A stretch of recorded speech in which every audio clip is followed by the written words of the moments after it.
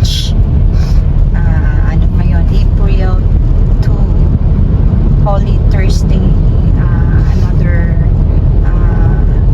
Simana. Hindi, not Simana sa Holy Week po. So, yung it's a way of panata na rin siguro namin in a way na magbisita iglesia kahit ng mga maliliit pa rin. So despite sa sobrang mahal ng gasolina at bilihin ngayon dahil sa energy crisis because of the Gulf War, eto po kami. So dala-dala po namin. Eto muna ang daddy ko. Kami na lang muna po ngayon. At ang bunso ko po ay Ezra. Ngayon po, originally, ang plan po namin ay ang rota ng plan for Visita Iglesia ay 14 churches. Taguig, Muntinlupa, Las Piñas, Cavite. Ngayon po, because of ang gasolina ay nasa 92 to 100 plus, dito na lang po kami sa Metro Manila. Magko-commute lang po kami through LRT, then walk. Ginagawa naman namin po ito nung panahon na wala pa po kaming sasakyan. Good! So, ngayon nga lang po medyo nag-edad na. Praying na maging well at successful po ng aming bisita iglesia na inaalayin po namin ito lahat kay Papa God sa pagpasalamat namin. Signing off.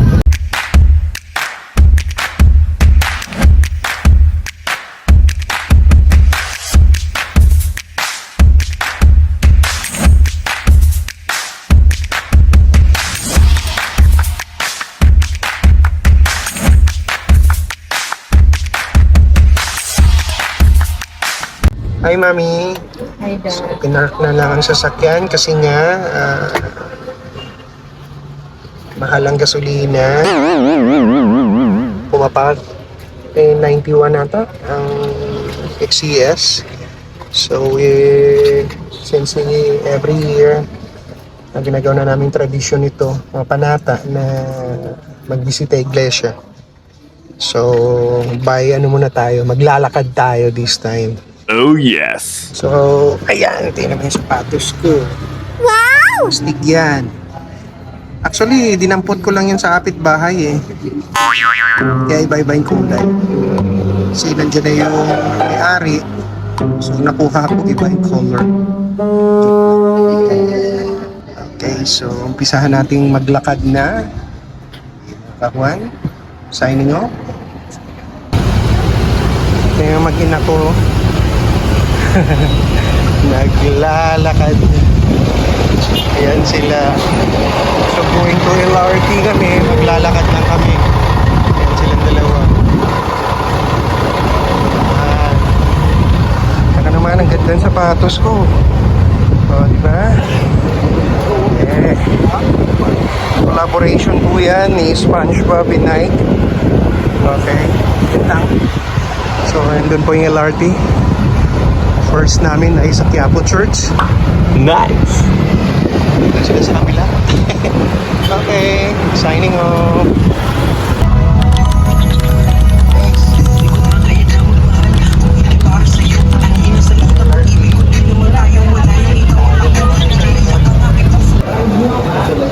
First stop, Quiapo Church. Okay, signing off.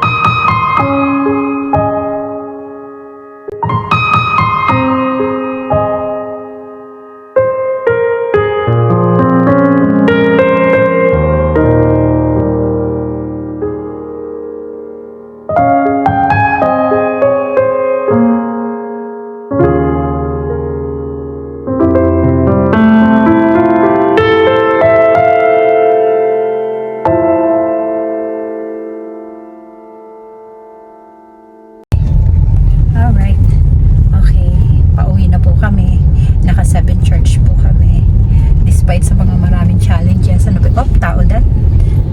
So, ano pa yung mga challenges? Dahil sa sobrang init, lakad, nag-iwan ng sasakyan, nahilo-hilo po ako ilang beses.